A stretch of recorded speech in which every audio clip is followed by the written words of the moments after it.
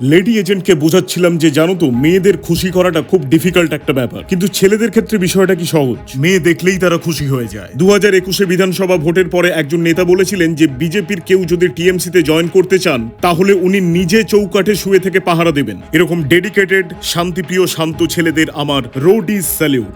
জানতে পারলাম যে অরিজিৎ সিং এর আসল নাম গোপাল চন্দ্র মুখোপাধ্যায়। বাস থেকে একজন বলল উনি গোপাল পাঁঠা। আমি বললাম তুইও একটা পাঁঠা। দেখলাম স্যাবলন চুরি করতে গিয়ে ধরা পড়েছে একটি ডেটল, তাকে গাছে দড়ি দিয়ে বেঁধে দেওয়া হচ্ছে গণধোলাই। বাসে লেখা ছিল যে 2,500,000 টাকার খুচরো নাই। নিজেকে তখন সত্যি এতটা গরিব মনে হলো যে আমার কাছে একটাও এই 2,500,000 টাকার নোট নেই। দুজনকে দেখতে পেয়ে জিজ্ঞেস করলাম বলুন তো পশ্চিমবঙ্গের জাতীয় খাবার কি। ওরা বলল জানি না। আমি বললাম তোর দিব্যি। লেডি এজেন্ট আমাকে জিজ্ঞেস করলো আচ্ছা যদি রাস্তায় দেখো যে দুজন লোক খুব ঝগড়া মারামারি করছে তখন তুমি কি করবে। আমি বললাম কিছুই না, শুধু দেখবো, আর যদি দেখি আমার পেছনের লোকেদের দেখতে অসুবিধে হচ্ছে তাহলে সামনে একটু বসে পড়বো যাতে ওদেরও দেখতে সুবিধে হয়। আবিষ্কার করলাম যে সেন্ট্রাল জেলের ফাঁসির মঞ্চের নিচেই আছে শাড়ির দোকান। এটা অনেকেই জানেন না যে গুপ্ত বংশের প্রথম রাজা প্রথম চন্দ্রগুপ্তর বংশধর হলেন ঝিলাম গুপ্তচর। অনুপম রয় আমাকে আমার মতো থাকতে দাও এই লাইনটা আমাদের প্রাক্তন মুখ্যমন্ত্রীর এই আমাকে আমার মতো আঁকতে দাও লাইনটা থেকে অনুপ্রাণিত হয়ে লিখেছিলেন। চলতে চলতে দেখতে পেলাম একটি দোকানে ব্যবস্থা করা হয়েছে